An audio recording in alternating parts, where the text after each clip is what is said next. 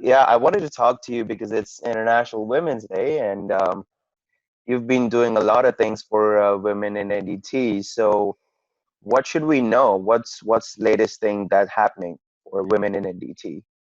Well, the latest thing is that, Materials Evaluation just came out with their second edition of the Women in NDT for March. So for Women's History Month this year and last year, they came out with an article about women in NDT. So that's pretty exciting. So they Um, have a whole new magazine for that now, or is it no, it's information? just an article within Okay. Materials Evaluation. Last year we introduced it, and I got to write the introduction, and we talked about some of Yes, the issues about, what are the challenges for women in NDT, and how are people overcoming those, and who are some of the, longtime women in NDT, and what has their career been like. So it was very exciting, and I had been working on that for 4 or 5 years prior to try to get that to wow, come to light. So yeah, it was exciting. awesome. So now you have a group within ASNT for all women group. Yes. So the Women in NDT group at ASNT had their first meeting in the fall at the Houston annual conference. And Oh, it was Okay, I see. It was at the during the conference. yes, so we had a 7 a.m. breakfast meeting at the Wow. Okay. conference, and just to sort of figure out, what is this group going to do? Are we going to host people to give talks during the annual conference? Are we going to set up a group on LinkedIn? Are we going to have a mentoring program, something like that? So we were trying to figure out our mission at the annual conference, and we've had, I think, probably 6 or 7 conference calls, both before Nice. the conference, and then they had one on Friday. Unfortunately, I was on a client call, so I couldn't make that one. But we'll be meeting again in Anaheim at the Spring Symposium, Okay. and so we'll be then looking for, well, what are we going to do at the fall conference? Because we really would like to have a speaker come in and maybe have a panel or a workshop or something where it can be some professional development, but also, an area where women can support each other in NDT and help each other overcome some of the challenges. That's great. That's really awesome. Now, is this group open to women who are already in NDT or women who aspire to be in NDT as well? This is open to all women in NDT and anybody who is looking to get into NDT. And how do So they get into this group? they just contact ASNT, or they could contact me. I can certainly get them involved. And So what's the actually, contact like for ASNT? Who should they email or where should they look up online? so there's 2 people who are involved: Jessica Ames and Heather Cowles. So Okay. both of them will be a good resource for them, and they can find their emails online. And again, I can put them in touch with them, so it's no problem. We also Okay. have, a few years ago, I started a group on LinkedIn, Women in NDT, which is Hmm. WIN, WIN. Um, and so uh, we have over 100 women on there now, Oh, um, nice. from different sectors of NDT. And I think it's become a little more active. So people are discussing um, issues or posting things or posting jobs, that sort of thing, within that group. So Okay. that's been pretty successful as well. Great. One of the um, concerns that I had, so since I'm not a part of the group, maybe you already targeting those concerns, is that women don't feel they go through the training, and I know a lot of the training schools are pushing women in NDT as well, and they're offering really good incentives, and we'll talk about that in a while. But um, the biggest issue I feel is once they get out in the field, they don't feel comfortable working around these dudes who've been in the industry for 30 years and they've never been around women. So they really don't, they're not considerate enough, or they're not, um, I don't know if they're being disrespectful, but they're just being themselves, and they're just used to being the way they are around guys. And some girls don't feel comfortable working in these environments. So how do we take care of that? Because if you're pushing training programs, and there's a lot of girls who have the skill set for performing NDT, but then on the field they don't want to really do that, so they're just stuck after graduation. They don't know where to work. Because so how do we tackle that? So there's a couple things. First, there are challenges for them to even just get hired, right? Because employers look at hiring a woman and think, well, can they really climb a ladder, or can they climb a fuel tank with 50 pounds of equipment on them? Are they really able to do that? So that's one of the first challenges. The second one is if they send them out on a job, um, it's an extra hotel room. Sometimes if they send two Oh, that's a male big one. Yeah. NDT, Per right? So diem, you're you get per diem every day, and guys bunk beds all the time, and they split the per diem. If it's a girl, that's a challenge, and nobody wants to work with a girl anymore because they can't save on their per diem.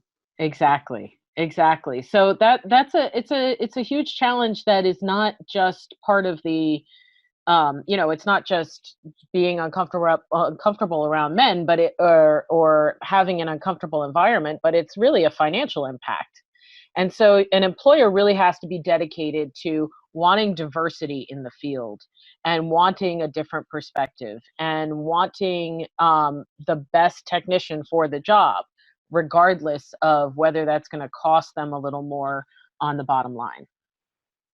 But so it's illegal to refuse a woman for a job because she's a woman, but it's not illegal to not give a reason, right? Correct. I And mean, that's what's right? happening. Yes, yes, and it's been very challenging. I have a lot of women who have gone through training who contact me and say, "I'm having a really hard time finding a job." And I have so some female students who are like, I'm constantly pushing their resumes to companies, and guess what? I don't get a reason back from them as to why they're not being hired. And they're great students. I know they'll be great technicians, but companies just don't want to hire. And then I can hear these concerns about just what we just talked per diem. People don't want to work with them. Um, there have been cases where guys being on projects with female techs, if they're married, and they're away from home for like a few months, their wives start getting paranoid and crazy, and they start calling the companies and be like, why do you send them out over that project? And it, those cases have happened. This is real. And that's what's like, how do we challenge this? One of the things I was thinking was, how about we just pair up women together on a project so that they don't have issues? Does that work? I mean, sure, that would work, but again, we're only 4%.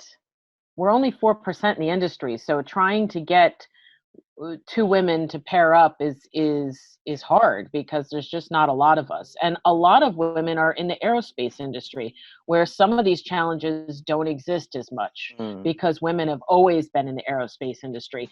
So there's a little more comfort or respect for having people of different genders on a job site, and they're not traveling as much, right? right. They're generally in one location, so it's not as much of an issue. But sure, no, these are real issues, and unfortunately, people don't like to talk about them. Even when we did that first article for ASNT, I tried to bring up some of these issues in the introduction, and they were edited out.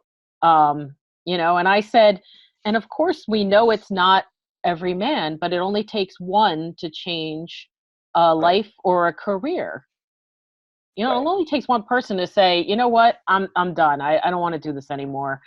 And certainly throughout my early career, when I was on job sites all the time and I was traveling, I had to deal with a lot of this stuff. Some of it is you develop thick skin, right? You don't deal, you don't become sensitive to somebody teasing you, right? Because most male NDT technicians will tease the new guy anyway, right? Right. Right. So some of it's just normal behavior, but whether that's right or wrong, whatever, but some of it's just normal behavior. And then, but when it comes to discrimination or harassment, those are difficult things to deal with. And I Yeah. think employers don't want to have to even have that kind of um, burden or potential burden.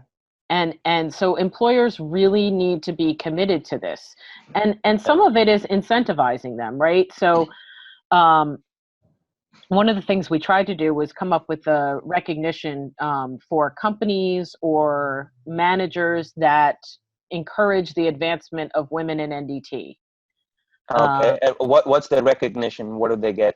So it's, they get an award at the ASNT banquet, and they get recognized in the magazine. And no companies have won it yet, but there have been several that have applied. And this is a very, very popular recognition now. It's gotten a lot of um, applications year after year, and it just started in 2015.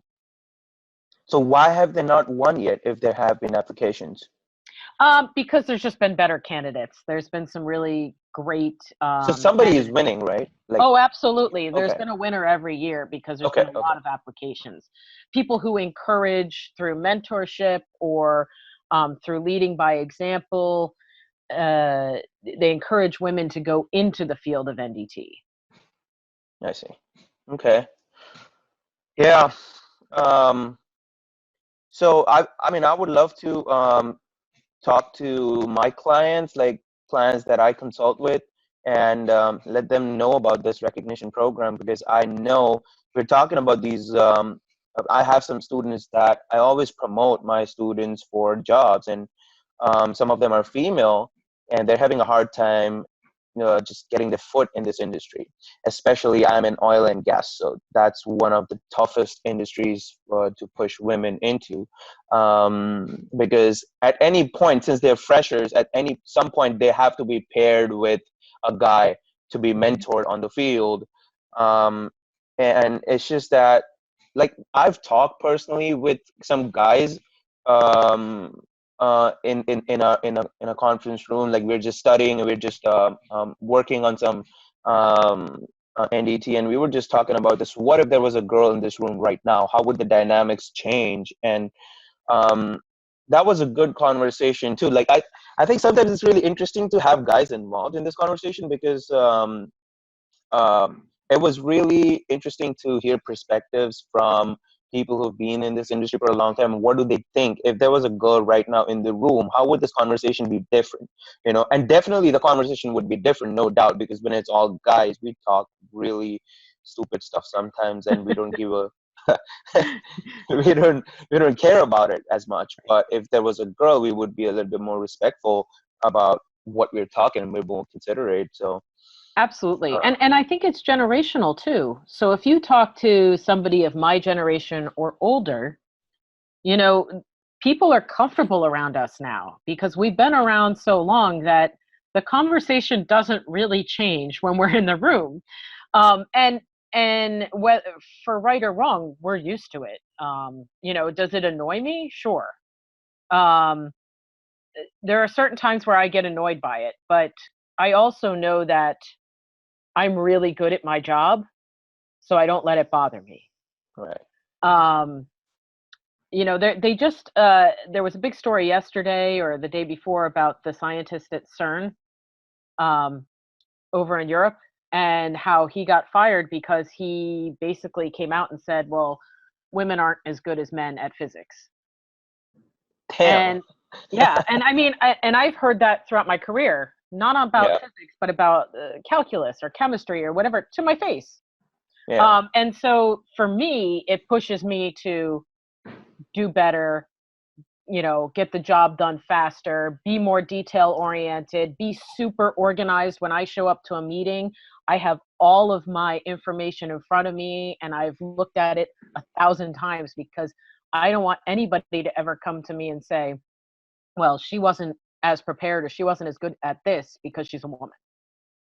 Hmm. And so it's pushed me to go further and try to be even better. But Yeah. I think there's definitely a shift because I think that the younger generation is not used to that kind of environment anymore because it's less prevalent in the general public. Um, Yeah. and NDT is sort of lagged behind in terms of seeing women as just other people rather than women. So, Right. It's what I was going to say is it's about mindset, um, that the females in this industry, if they're facing problems, they just have to not give a shit about what other people are talking. And what I've realized is people who talk bad about, let's say, women don't know physics or they're weak at physics, they also talk bad about guys too. It's just that we realize it more when they talk bad about women in physics, but they also, some of these guys, they just like to talk bad about everyone. yes. They Yeah. just want, like, when whoever's not in the room, he's the topic of discussion, and they all talk about how bad that person is. That person walks in the room is quiet, and then somebody else walks out of the room, they're like, this guy, blah blah blah, and then they just talk shit about that guy. So Yeah. it's a constant, like, you have to be used to this, that people are going to talk bad about you behind your back, regardless of whether you're a girl or not. And especially if you're new on the field, and especially if you're young on the field, oh my God, there's um, you get this attitude from elder people all the time, especially if you're young and you're in a position that is a little bit more higher than what they've been into. Like, oh, what Exactly. does this kid know? I've been in this industry for 25 years. Yeah. No, you've been in this industry for 25 years doing the same thing every Right. year for 25 years. And we have been in this industry for 80 years, but we've learned a lot because we did different things, and we actively learned what we did. We were not playing games on our cell phone, and we were not talking shit about other people while you guys were. We were working on some important things. So I think the right group is very important within a company, and it all comes from manager being open to talk about these issues. Like, hey, what do you guys think about bringing a girl in the team? What are your opinions? Like, what are the pros and cons? Let's talk about it Hmm. openly, and Yeah. if there is any cons, how can we tackle those? How can we fix those? And see if we can, try out. Let's get some women on board and see how the dynamics changes in this company. I think that's a great point to start with. Well, and sometimes having women on the teams forces everybody to be a little more professional, which is not a bad thing. Um, and maybe that's something that the women in NDT group at AS&T should be working on, right? Come up with a pros and cons list so that people can talk about it. So people can see that, yes, there are some real benefits for having women on the team. And yes, these are some of the challenges, but this is how we overcome it. And maybe somebody needs a guidebook about women in NDT and how do we incorporate them successfully. Yeah. So, but there's certainly we have a long way to go. When I was born in 1977, the percentage of women in NDT was 3%, and now we Okay. are at 4%, 4% now. almost 42 years later. Wow. Yeah. So there are definitely some real challenges. Other engineering groups and industries have grown a much faster rate. The overall industry for engineering in general, for percentage for women, is 13%. Okay. So not huge. Now, is this percentage of people working on the field or people going through education?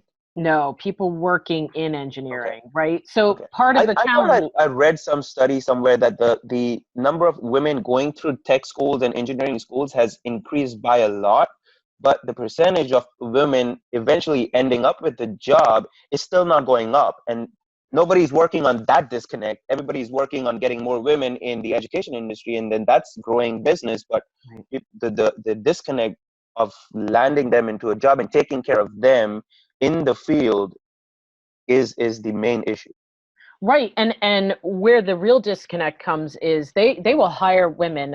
If we're talking about engineering, they will hire women engineers, and after 10 years of working, in their industry, they decide they want to have a family, perhaps, and there is no good structure for that. There is no good way to take some time off and have children, um, and then come back in. There's no good transition, especially in engineering. A lot of women I know who were really good engineers end up shifting or end up leaving the industry altogether. Um, I just talked to a woman the other day who had this great background, and she said, yeah, and then I had kids. And so now I'm working more on the marketing business development side because I can stay home with my kids a little more. And there's a lot of women who do that now because there's a lot of challenges for getting back into the technical side of it. Even if you take a break, then you're sort of a little far behind, and there's no good way that managers or companies are bringing women back into the field after a break. Mhm. So there's a lot of challenges, and there's a lot of Now, are the women interested to come back on the field, and the employers are not interested in hiring them back, or the women lose interest on to go back on the field? I think it's a combination, right? So some of the women want to stay home, right? And it's hard to find a job then in NDT. Maybe they Right, have to shift sectors or something like right. that. And as we all know, the sectors in the United States are pretty regional. So if you were working in oil and gas, you're going to have a hard time moving into aerospace Yeah. if you're living in Houston. You know, there's Right, only a right, right. finite amount of jobs. So there's some real challenges with that. But Mm. also, at some point, they just don't want to, deal with the same, BS that they had to deal with before. Yeah.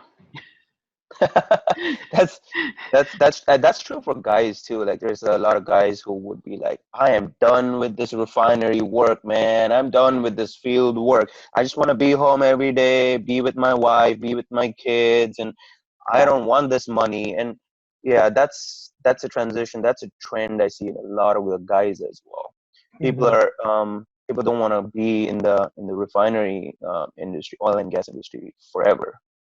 And Right. I understand that. Like I don't want to be in the field forever too. I don't want to be 40 years old and my back hurts and I can't walk straight and my so that's definitely the case for guys as well. Hmm. Yeah. I think this discussion is really interesting for me, and I think we can, if you have any concern, like specific topics you would like to talk about, I am open to talking those. I don't have any restrictions on my platform. We can talk about this all day long, and because when we are open to talking these critical issues is when we get to the solutions. If we try to avoid the main problems, the ugly problems, we're never going to get to the solutions. So. Um, is there anything we should know before I let you go, or do you want to share anything else? I mean, so when we were putting together the article for ASNT last year, there were a lot of stories that women submitted about harassment on job sites, um, about just outright being discriminated against. And I think it was really sad that a lot of it was edited out.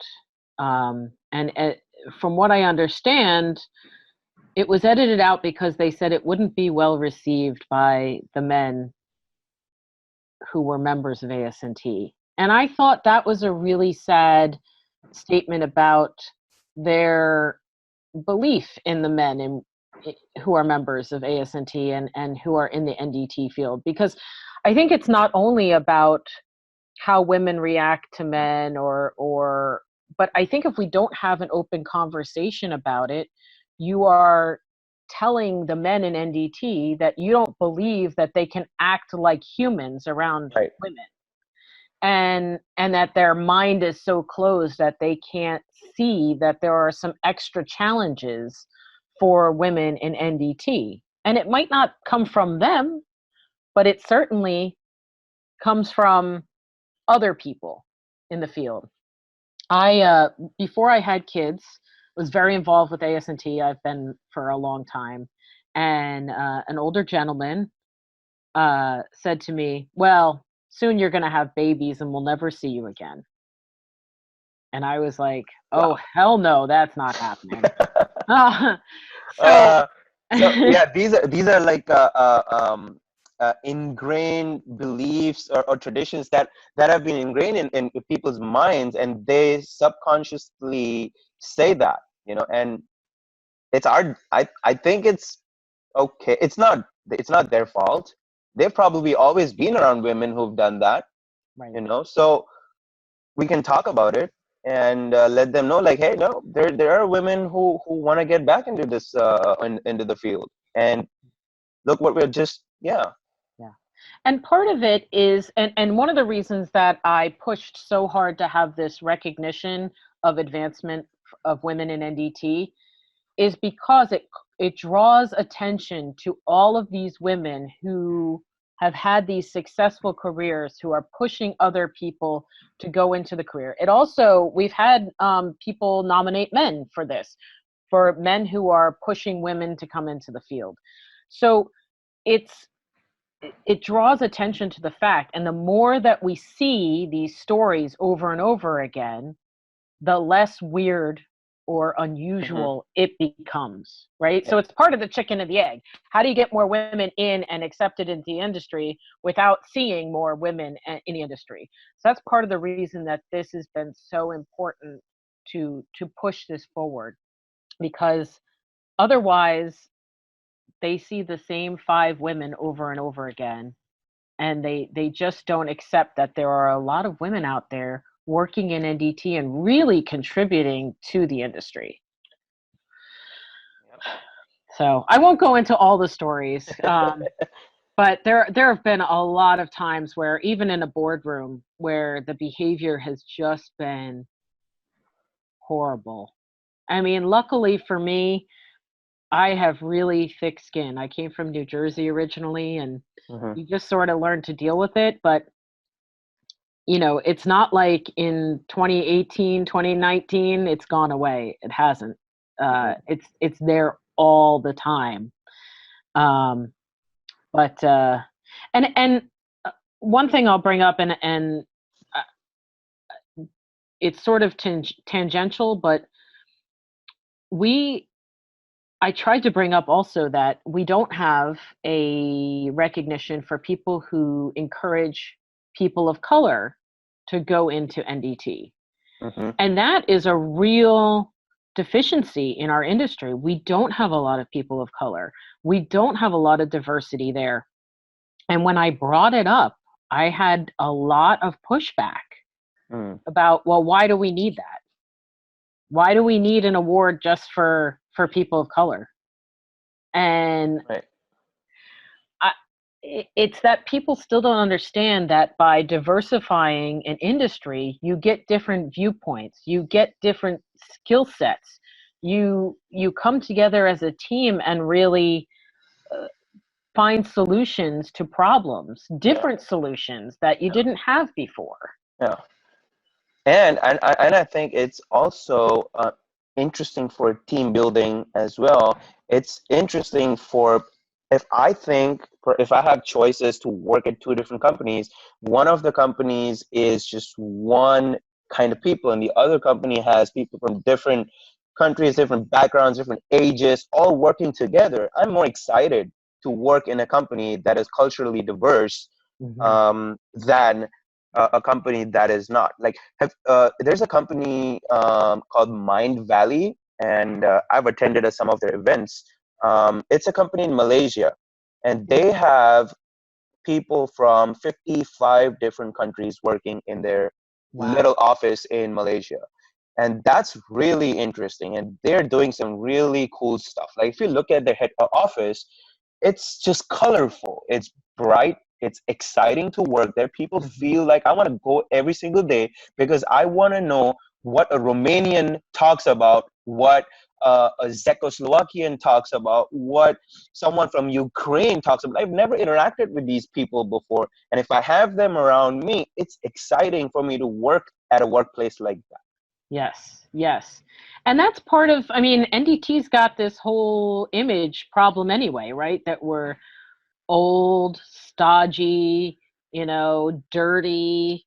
And part of the thing about NDT is that it can be very exciting. You have these incredible technologies, you have these incredible people, and it's a small community that is very close knit. But adding diversity to that doesn't diminish that community in any way. It actually enhances the community, makes it more exciting. And the more exciting we can make the community, the more people we can bring into it. Because we all know that you know, we have a deficit of technicians and engineers in NDT, and we need to have more people. And if that it can be increased by increasing diversity, that would be great for everybody. Yeah, that's so true. Yeah. I think the more we keep talking about these issues, and the better the conditions will be. And the best we can do is we can keep talking about these issues with the people we're surrounded by, Mhm. and it's going to be a ripple effect. Eventually, things are going to fall into place, and you know, NDT is going to be more exciting. I'm finding NDT exciting every day by day. It's getting more exciting every single day Exactly. because I'm trying to find what's exciting in this. It's not like I'm sitting on my couch and it's like NDT is not exciting. Like, yeah, if you're working doing the same job every single day and you're not finding new things to learn, it's not exciting. But if you look out, if you do your research, if you go online and talk to people and learn from them, it's really exciting. Yes, Yeah. it's dirty sometimes and you have to get the dirty work done, Right. but man, there's so much new technology coming up right now. Like I was talking the other day, I was talking to someone from Quebec City. Quebec City seems like the hub for innovation in Oh yeah. NDT. And there's so many companies coming up with these innovative technologies. You attend these webinars with them, their demonstration from their equipment, and it's just a cool thing. And if you're a part of a company, you can suggest these cool technologies to your managers and give them and like show them that there's money in it, and that's exciting. Money excites me. Like if you try to find money, Right. how can I make money with this new technology? That's a very exciting part of NDT. So I think, yeah, I love this. Oh yeah. And it's like anything, right? It's what you make of it. If you just go in and punch a time card and that's all you want to do, then it's going to be boring for you. But maybe that's what you like. Um, and but if you really get into it and there is so much to learn every single day. There's all this research being done, there's development being done. I mean, even just to look at all the software that has sort of changed the face of NDT over the last 2, 3 years on the management side, on the data acquisition side, on how to manage the data, and then really use it to make better, life Yeah. cycle decisions of your assets. It's very exciting. Um, and and of course the advent of UAVs, UAS, Hmm. um, with any sort of payload that is going to be some sort of NDE, NDT technique. That is really exciting, and of course that's a big frontier of where we're going next. I think so.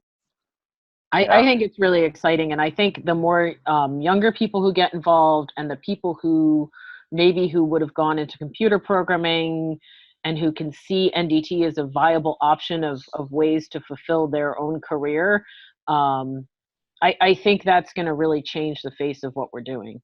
Yeah.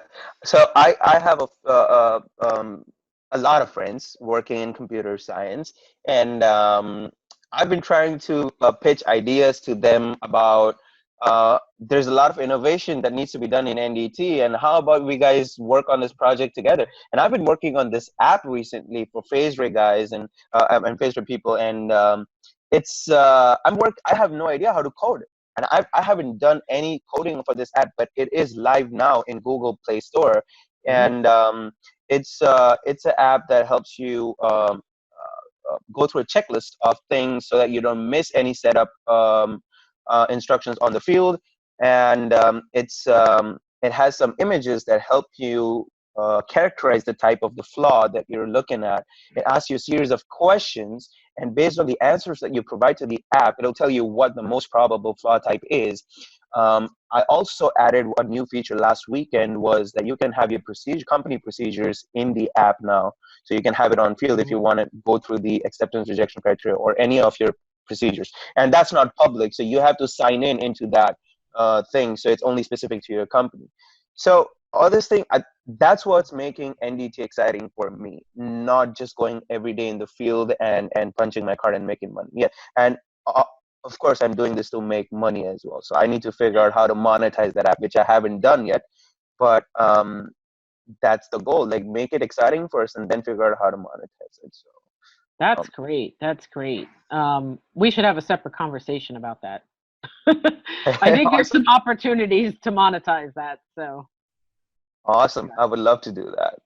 Cool, cool. All right. What time is it? I think it's yeah, 10:06. Yeah. yeah. Um, Well, thanks so much. I really appreciate you as a man sort of coming to me and saying, let's talk about these issues. I really appreciate that. And I think that's going to be important as we move the whole industry forward.